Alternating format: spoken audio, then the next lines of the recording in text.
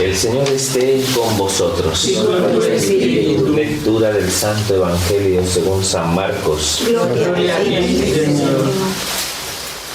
En aquel tiempo, Jesús y sus discípulos se dirigieron a las aldeas de Cesarea de Filipo. Por el camino preguntó a sus discípulos: ¿quién dice la gente que soy yo? Ellos le contestaron: unos, Juan el Bautista; otros, Elías; y otros, uno de los profetas.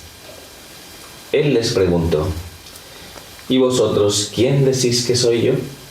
Tomando la palabra, Pedro le dijo: tú eres el Mesías. Y les conminó a que no hablaran a nadie acerca de esto, y empezó a instruirlos. El Hijo del Hombre tiene que padecer mucho, ser reprobado por los ancianos, sumos sacerdotes y escribas, ser ejecutado y resucitar a los 3 días. Se lo explicaba con toda claridad. Entonces Pedro se lo llevó aparte y se puso a increparlo.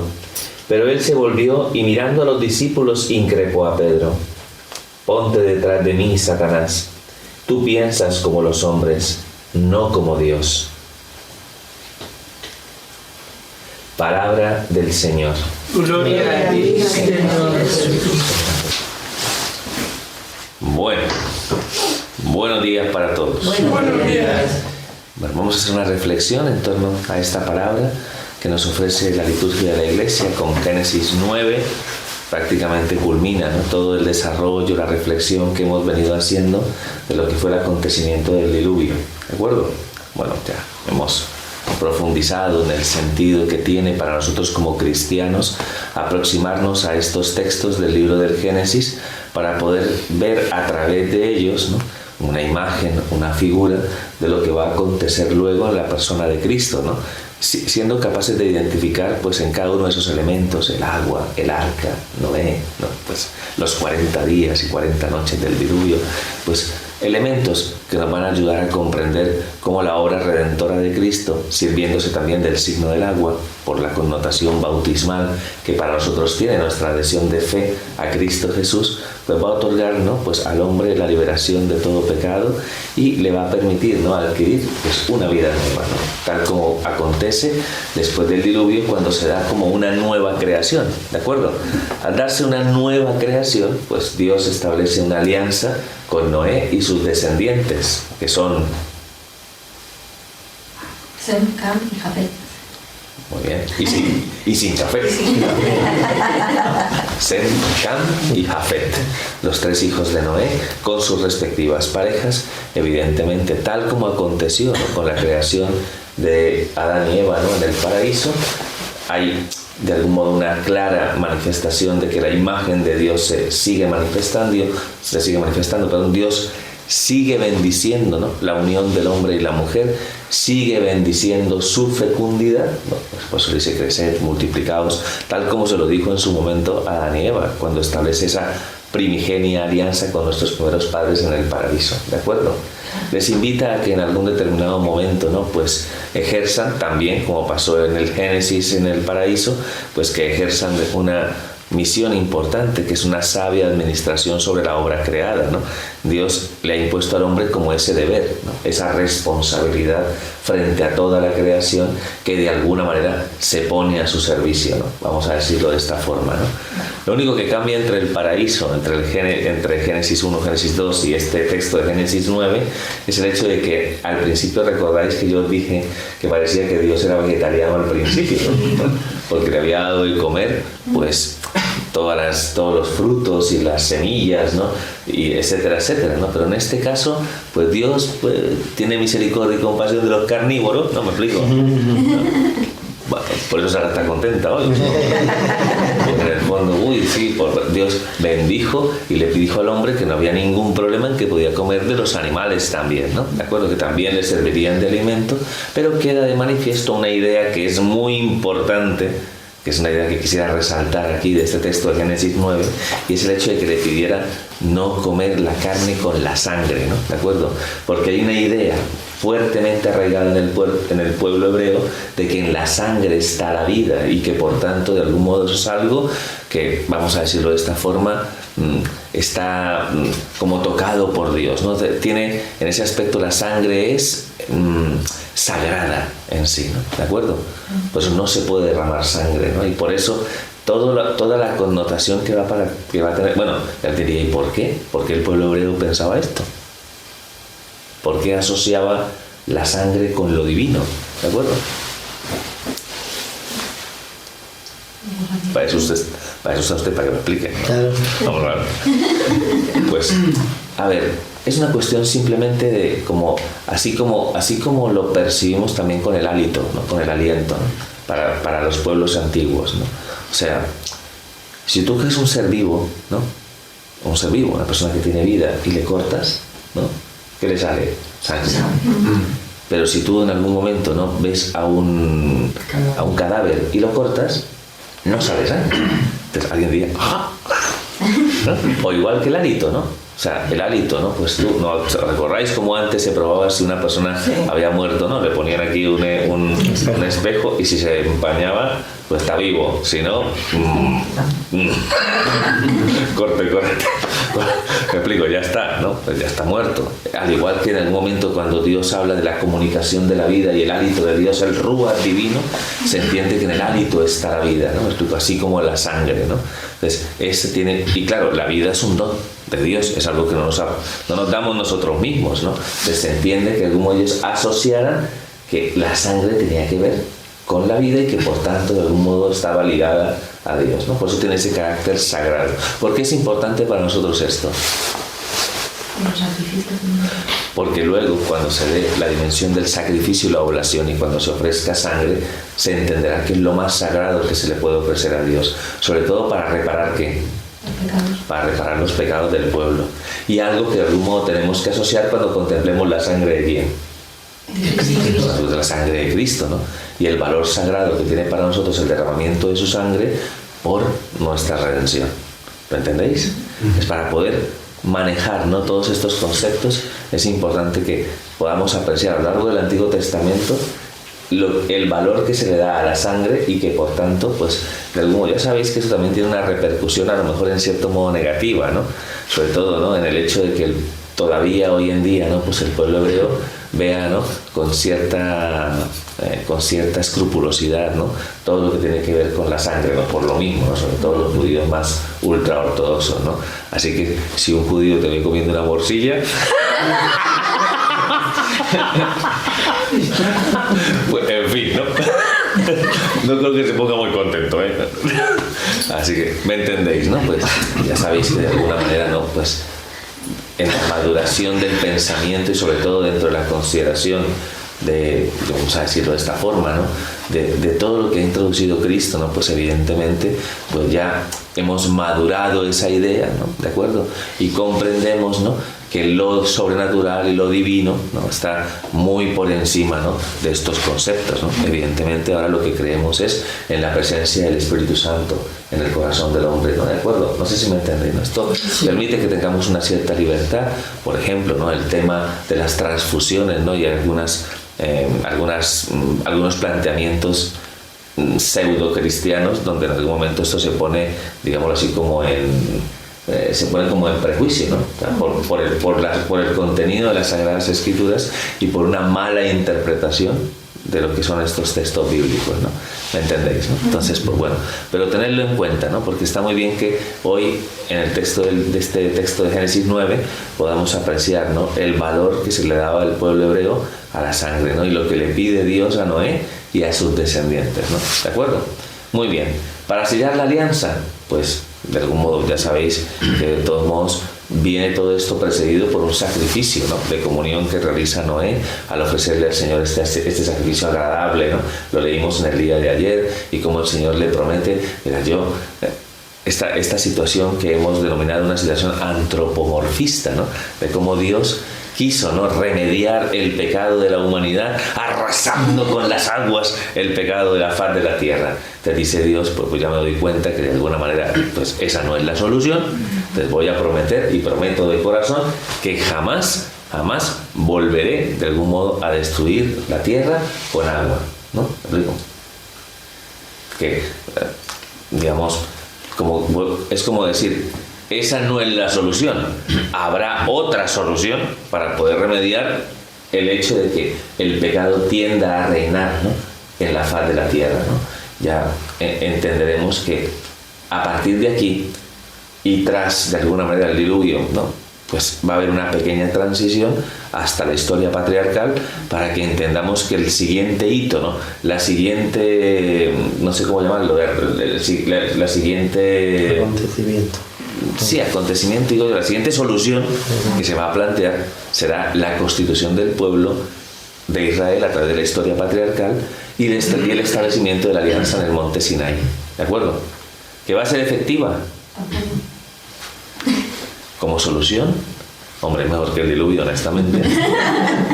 Pero que ya veremos que a la postre va a tener también su imperfección, entre comillas, ¿no? ¿Vale? Va a ser dependiente en gran medida del cumplimiento de la ley por parte del hombre hasta que Dios se convence, ¿no?, en algún momento, de que el hombre no puede por sí mismo corresponder a la gracia y la bendición que Dios le ofrece a través, ¿no?, del cumplimiento de sus mandatos. Entonces, por eso decide escribir esa ley en el corazón. Y la solución definitiva será Cristo. ¿De acuerdo? Muy bien, esto pues para que entendamos esa progresiva revelación no solamente del misterio de Dios, sino también de lo que se conoce normalmente como la economía de la salvación, ¿no? O sea, la administración de la gracia de Dios de cara a que nosotros podamos acoger la sanación definitiva de la herida del pecado en nuestras almas, ¿no? ¿Vale? Muy bien. Pues nada, pues estamos aquí y pues el Señor hace esa promesa.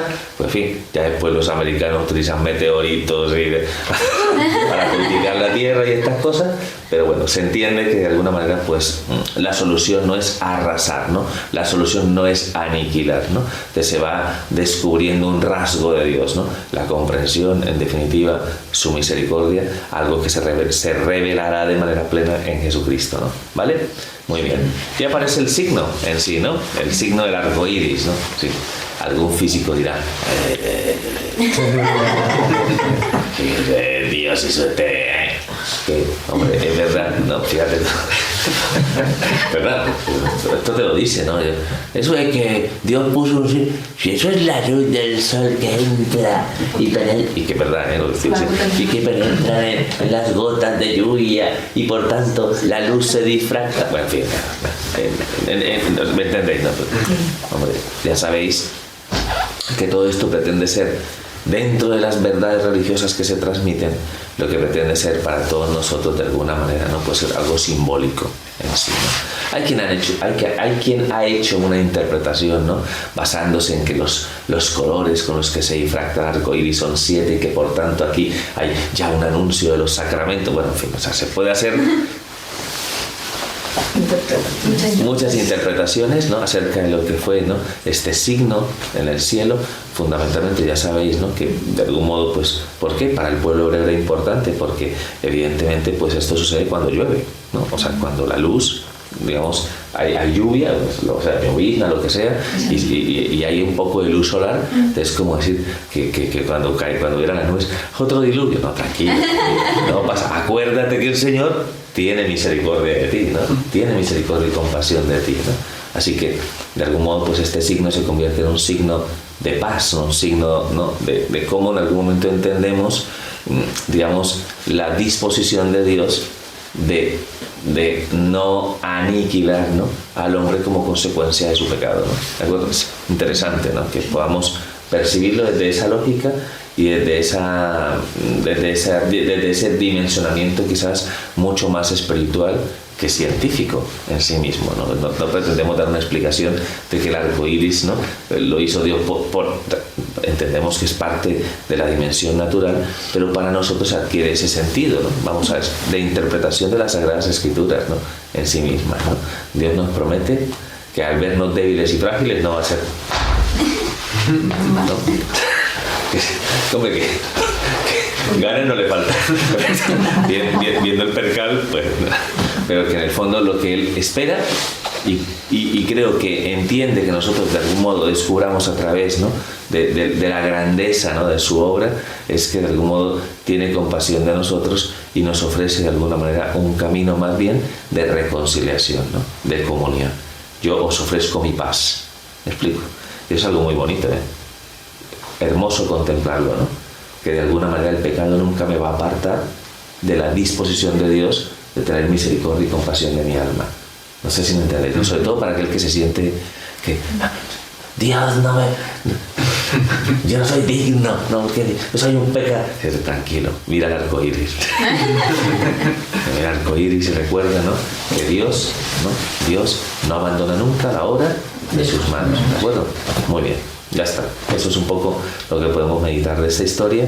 Pues nada, hoy estamos en Génesis 9 y pasaremos así rápidamente, yo creo que en el día de mañana, a la historia de Babel, que será el siguiente hito histórico, con algunos patriarcas postdiluvianos ahí en el medio. ¿De acuerdo? Así que a estudiar, porque preguntaré. Preguntaré. Bueno, después no pregunto, después soy pero bueno. ¿Vale? Muy bien. El Evangelio del día de hoy. Nos encontramos, ¿no?, en Cesarea de Filipo. Actualmente ese lugar es Banias, ¿no? Estamos al pie del Monte Hermón, ¿no?, que es la parte norte de Israel. Pues una parte, ¿no?, que es súper bonita, o sea, la parte más bonita porque es, digamos, el Monte Hermón prácticamente es el que recoge, ¿no?, donde están los altos del Golán, ¿no?, pues famosos, ¿no?, por el conflicto, ¿no?, ¿por encima está Siria? Sí, ¿no? Sí, no, pues... Bueno, creo que sí. Por el conflicto con Siria, ¿no? ¿De acuerdo?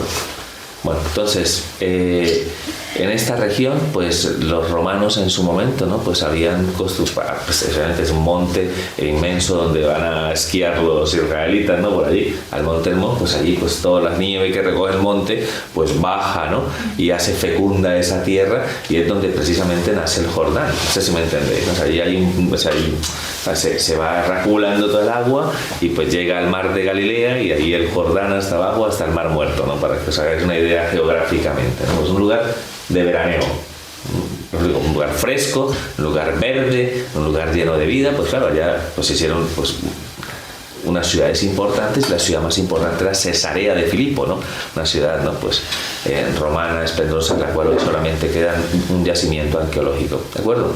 Muy bien, pues nada, situados en este lugar, un lugar importante de mucho trasiego, donde pues muy conocido en tiempo de Jesús, pues tiene lugar esto que conocemos como la confesión de Pedro en Cesarea de Filipo, ¿no?, un evangelio muy peculiar que hemos escuchado la versión de San Marcos, ¿no? Evidentemente hay versiones mucho más extensas y mucho más delicadas en contenido, ¿no? ¿De acuerdo? Todo parte fundamentalmente de la pregunta, ¿no? ¿Quién dice la gente que soy yo? Es una pregunta, ¿no?, pues una pregunta, digamos, coloquial, ¿no? Es una pregunta que simplemente plantea qué es lo que se habla, ¿no?, qué es lo que se dice de Jesús alrededor. Las tres respuestas coinciden en algo. Unos dicen que eres Juan el Bautista, que ha resucitado, como Herodes, ¿no?, que estaba el pobre. ¿Ha resucitado? No, el espíritu de Juan el Bautista, ¿no?, que es como Juan Bautista que ha resucitado, o como Elías, ¿no?, el gran profeta, ¿no?, que se esperaba que de alguna manera viniera a preparar, ¿no?, un acontecimiento, ¿no?, que es la venida del Mesías, Rey y Salvador, o uno de los grandes profetas, ¿no?, como Isaías, Jeremías, Ezequiel, ¿no? O sea, me explico, pero en definitiva, un hombre. O sea, con una gran, no sé, una gran resonancia al tratarse de un gran, pero un hombre en sí, ¿no? ¿De acuerdo? Pero Jesús es un hombre. No. Ahí está la clave, ¿no? O sea, hay un momento en el que, cuando se plantea desde el relativismo que todas las religiones son iguales, ¿de acuerdo? Tenemos un problema aquí, ¿no?, dentro de lo que es la consideración de los mediadores, ¿no?, en cada una de esas propuestas religiosas, ¿de acuerdo? Y a Jesús se le considera en ese relativismo como un hombre, como un rabí, ¿no?, como un líder espiritual, ¿no?, pero un hombre en sí. Y para nosotros Jesús no es solo un hombre, ¿no? Es partícipe de nuestra humanidad, es verdad, pero para nosotros es el Hijo de Dios, ¿de acuerdo? Es el Verbo encarnado, ¿no? O sea, por tanto, tiene una connotación muchísimo más profunda a nivel cualitativamente, pues es, digamos, dimensionarlo a la altura de Buda o de Mahoma, pues es un horroroso error, ¿no?, de apreciación, ¿no?, para quien en algún momento no conoce y no ahonda en el conocimiento de la fe cristiana. ¿Me explico? Sobre todo y especialmente porque en las otras religiones que Dios se encarne es una abominación. ¿Me explico? Es una idea que rechazan de entrada, ¿no?, y que por tanto prejuzga, ¿no?, el que en algún momento la consideración de la persona de Cristo fuera del contexto del cristianismo lo haga ver como una persona, ¿no?, que a la altura de los grandes líderes religiosos. O sea, no. Así que cuando escuchéis a alguien, esto es como Mahoma, y tú, ¿no? Porque no es así, ¿no? Eso es fruto del relativismo religioso, ¿no? ¿Me explico? Donde todo se quiere equiparar, ¿no? Pero no nos pueden vender esa idea, sobre todo si tenemos muy bien arraigada nuestra fe en el conocimiento de lo que significa Cristo, ¿no? Sobre todo para la humanidad en sí. Es Dios el que se ha mostrado, ¿no?, el que de algún modo ha puesto un rostro, ¿no?, en el cual podamos fijar evidentemente la necesidad de salvación de nuestro corazón, ¿no? ¿De acuerdo? Entonces, cuando Jesús termina de decirles a ellos quién dice la gente que soy yo, ¿no?, y luego les hace una pregunta, y es ¿y vosotros? ¿No? Porque esto es un prejuicio, digamos, bueno, esto es una realidad, digamos, más como de lo que opina la gente en sí, ¿no? La gente que opina lo que opina. Es ¿y vosotros quién decís que soy yo? Responder que Jesús es, o sea, responder lo que dice la gran mayoría de gente, pues es algo más informativo en sí, ¿no? ¿De acuerdo? Que tú respondas a esa pregunta ya no es una cuestión meramente informativa, ¿no? Si tú respondes a esta pregunta, te compromete la respuesta, ¿de acuerdo? Con el Señor, imagínate lo que compromete esta respuesta. Si todos aquí nos venimos arriba, ¿no? Todos nos venimos arriba, estamos contentos, Benito con el triunfo del Madrid, contentísimo, ¿no? Nos venimos arriba, ¿no? Y decir, yo puedo responder como Pedro, ¿no? ¿Me explico? Aunque al final ya sabéis que en los evangelios paralelos, ¿no?, Pedro lleno del Espíritu, al final no es algo que el mismo Jesús dice, Pedro, o sea, bendito seas tú, porque esto no te lo ha revelado nadie de carne y hueso, sino te lo ha revelado mi Padre que está en los cielos, ¿no? Cuando lo confiesa como Mesías y ungido. Entonces, Pedro sí lo está reconociendo, ¿no?, como el Hijo de Dios. ¿De acuerdo? Se lo está reconociendo en su talante mesiánico, ¿de acuerdo? Y esto es importante, porque si nosotros reconocemos a Cristo como Mesías y Salvador, como el ungido del Señor, nuestra vida ya no puede ser igual. ¿Por qué? Porque si le reconoces como Salvador, a partir de ese momento, tu vida tiene que configurarse con Él. Por eso es que le da sentido a tu vida. ¿Me explico? No sé si me encuentro con Cristo. Señor, tú eres el Mesías y el Salvador, nos vemos en 3 años. Raro, ¿no? ¿Tú qué harías en ese momento? Seguirle. La seguirías. Porque en Él está tu salvación. Entonces lo lógico sería que si respondes eso, tu adhesión de corazón a Cristo sería total. Es un poco lo que... Por eso yo os lo pregunto, ¿no? ¿Y para vosotros quién es Jesucristo de Nazaret?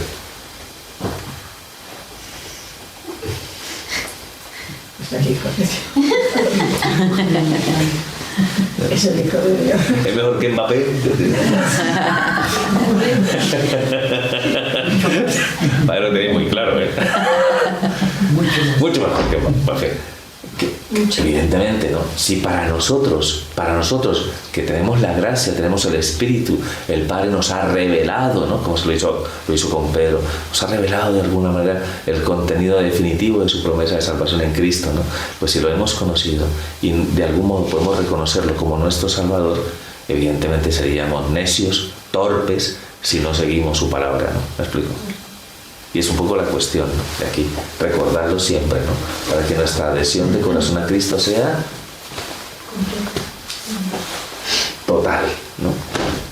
Y que de algún modo le permitamos a Cristo, digamos, entrar en todas las dimensiones de nuestra vida. Es un poco, porque de algún modo en Él está nuestra salvación. ¿De acuerdo? ¿Queda claro? Sí. Sí. Hasta aquí todo va muy bien. Y Pedro quedó, de lujo, ¿no?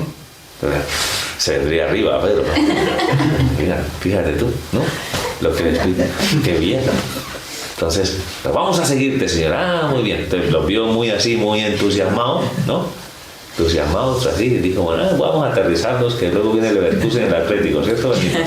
Bueno, vamos a aterrizarnos, ¿no? Porque veo el subidón, ¿no? Entonces, bueno, y empieza a explicarles, ¿no? Cómo se va a realizar la obra de la salvación. Pasa también, ¿no? En los otros evangelios paralelos, cuando Jesús les anuncia que siendo el Mesías, el Hijo del Hombre tiene que padecer, tiene que ser entregado en manos de los sumos sacerdotes, va a ser juzgado, va a ser ajusticiado, va a morir, pero al tercer día resucitará. Y el anuncio no es un anuncio vamos a ver, negativo de por sí. ¿Me explico? Porque hay un final glorioso, ¿no? ¿Me explico? Pero pasa, ¿no? Indefectiblemente por el misterio de la cruz. Y dice la palabra, y se lo dijo claramente, ¿no? ¿Me explico? Es como si alguien me dijera, mi padre, ¿cómo es el camino de la fe y de la vida cristiana? Maravilloso, todo te va a salir bien, todo... Yo creo que yo no digo eso. Yo soy sincero, ¿no? A la hora de decir, oye, mira, el camino que tenemos que recorrer es un camino de purificación interior, nuestra carne va a chillar un montón. Vamos a vivir un proceso, ¿no? En el cual nuestra mente, nuestra voluntad, nuestro corazón tiene que adaptarse, ¿no? ¿Me explico? ¿Por qué? Porque hay una herida en nosotros y el Señor va a estar trabajando y vamos a vivir resistencias, dificultades. Incluso hace poco lo veíamos, persecución, incomprensión, cruz. Hace parte, ¿no? De la vida cristiana y la Iglesia lo ha anunciado siempre. Siempre. Es la parte que no nos gusta en sí, ¿no? Pues la gloria, hace unos cuantos años atrás, una pregunta de Sara al Padre, ¿no? En confesión, en dirección espiritual, revelo secretos de confesión, ¿no? Padre, yo quiero llegar a la resurrección sin la cruz, ¿qué hago? La pregunta. Y yo, imposible. Vamos muy mal. Con esos planteamientos, ¿no? O sea, no te has enterado todavía, ¿eh? Ya se va enterando un poco, pero antes... Gloria sin cruz, no, es imposible. Por eso Pedro, cuando escucha al Señor hablar, ¿no? De lo que iba a acontecer, claro, yo sé bien, es el Mesías, el Hijo del Dios vivo. Entonces, claro, ellos dijeron, se va a implantar el reino, ¿no? Entonces ya veían todo como gloria, esplendor, grandeza, ¿no? Ojo, porque el camino es el camino descendente, ¿no? El camino, ¿no? El camino de la pobreza, ¿no? El camino de la humildad para llegar realmente a la gloria, ¿no? Entonces, por eso Pedro le dice al Señor, lo increpa, ¿no? Señor, esto no puede pasarte, esto no puede ser así, ¿de acuerdo? Y el Señor increpa a Pedro, aquel mismo que hacía nada, porque es en la misma conversación, en el mismo momento, aquel que antes había sido de alguna manera como exaltado. Ya sabéis que es el momento en el que el Señor dice, Pedro, tú eres Pedro y sobre esta piedra edificaré mi iglesia y el poder del infierno no prevalecerá sobre ella, ¿no? O sea, le había dicho antes, ¿no? De algún modo, que en la fe de Pedro se iba a sustentar de algún modo la fe de la iglesia, ¿no? ¿De acuerdo? O sea, que es algo maravilloso la confesión de Pedro en Cesarea de Filipo, pero luego mete la gamba, ¿no? Sí, mete la gamba, sí. Yo diría, ¿cómo se dice? Que escribes... Con la mano borró con el codo. Sí, lo que escribió con la mano lo borró con el codo, ¿no? Pero por Dios santo. Por eso el Señor le dice, apártate de mí, Satanás, tú no piensas como Dios, tú piensas como los hombres, ¿no? Y es muy fuerte lo que le dice, ¿no? Porque en el fondo ve y reconoce la resistencia que produce el mal, la presencia, ¿no? Del mal en nuestro corazón, cuando rechazamos el camino que el Señor nos ofrece. ¿De acuerdo? ¿Quién rechaza la cruz? Satanás. Y ahí es donde nosotros debemos vernos reflejados en esa tentación, y a veces como esa tentación nosotros no la apropiamos, y al rechazar la cruz perdemos completamente el horizonte de nuestra vida cristiana. ¿De acuerdo? Ya sabéis lo difícil, ¿no? Debemos entenderlo, ¿no? Lo difícil que es asumir en nuestra vida todo aquello que se reviste de cruz. Y eso lo debemos entender, porque es una resistencia que se produce en nosotros. Aquí, ¿quién quiere sufrir? Nadie. ¿Me explico? Nadie quiere sufrir. Nadie quiere en algún momento, o sea, si se le presenta la cruz, nadie va a decir, ¡ay! ¿No? ¡Qué maravilla de cruz! ¿No? Lo que estaba esperando, ¿no? No. Todos, de verdad, todos de alguna manera vamos a vivir esa resistencia y tenemos que ser lo suficientemente, digamos, abiertos a la acción de la sabiduría de Dios para en ese momento ser capaces de, digamos, de condescender, de aceptar, ¿no? Es algo que, para lo cual necesitamos la gracia, para poder adherirnos de corazón, para poder abrazar esa cruz. Lo que dice el Señor, que quiera seguirme, que se niegue a sí mismo, que cargue con su cruz. Hay que aceptarla, ¿no? Y empezar a vivir este recorrido, ¿no? Este camino, ¿no? Que de algún modo sabemos que si fuera por nosotros mismos, pues no tendríamos, ¿no? El peso de la cruz, ¿no? Pero ya sabemos que, primero que todo, que el Señor nunca pondrá un peso superior a nuestras fuerzas, ¿de acuerdo? Porque nos conoce y sabe de qué necesitamos ser purificados. Y lo segundo es que Él cargue esa cruz con nosotros, para que esa cruz sea llevadera y liviana. Así que en esa confianza pues vamos a pedirle al Señor esa gracia, y me gustaría que todos nosotros, en todo aquello que se reviste de cruz, de dificultad, de tensión, de contrariedad, que podamos hoy decirle al Señor eso, ¿no? Señor, dame la gracia de poder aceptarlo, ¿no? ¿Me explico? De poder abrazar lo que estoy viviendo con confianza, ¿no? Sabiendo que Él está, que Él te va a ayudar, que no vas a estar sola, ¿me explico? Que Él sabe perfectamente que necesitamos vivir esos procesos de purificación. En la medida que lo aceptas, ¿qué le pasa a tu corazón? Se abre más. Descansa. Descansa, se abre, ¿me explico? Así que, Benito, no hay Champions sin cruz. Ya, porque el Barça lleva un Vía Cruz sin Barça.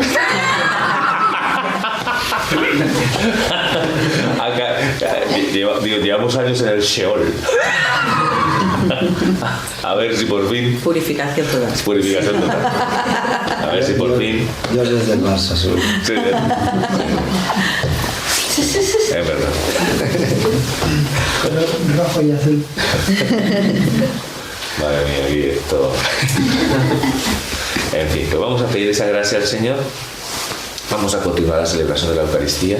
Ya sabéis que yo siempre hago una súplica, a veces, ¿no? Cuando rezo y tal, hago una súplica, ¿no? Y Señor, dale la capacidad a aquellas personas que conocemos a nuestro alrededor y que se resisten.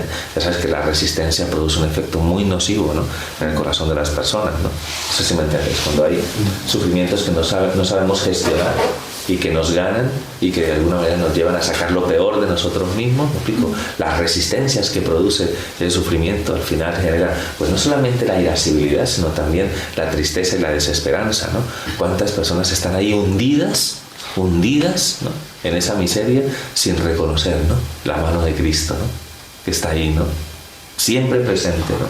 Cuando un alma de algún modo está atribulada, ¿no? Y sufre, ¿no? Para ayudarle a reconocer, ¿no? Que si abraza la cruz, ¿me explico? Eso va a adquirir una gran fecundidad y va a ofrecer un gran sentido a la vida del hombre si lo vemos con esa fe. Así que hay que pedir esto, ¿eh? ¿De acuerdo? Por eso me gusta que no juzguemos y critiquemos a las personas que como consecuencia de su resistencia les pasa lo que les pasa, ¿no? No sé si me entiendes, porque evidentemente, mira, hay muchas personas que son insoportables, que son a nivel de convivencia, ¿me explico? O sea, que son a nivel de convivencia insufribles, ¿no? Es así. Y que nosotros juzgamos, ¿no? Esta persona, y normalmente cuando uno empieza a rascar y empieza a profundizar en la realidad, te vas a encontrar que esa persona vive lo que está viviendo porque no ha aceptado la cruz. Os lo puedo asegurar. En la gran mayoría de las situaciones más surrealistas, aquellas que en algún momento producen en nosotros un efecto de rechazo. O sea, honestamente, creo que podríamos tener la mirada de Dios, afinar nuestra mirada para que sepamos tener compasión y misericordia de aquel que como consecuencia de la falta de la aceptación de la cruz saca lo peor de sí mismo. Acordaos de eso siempre, ¿de acuerdo? Continuamos la celebración de la misa. Gloria al Padre, Hijo y al Espíritu Santo. Por los siglos de los siglos. Amén.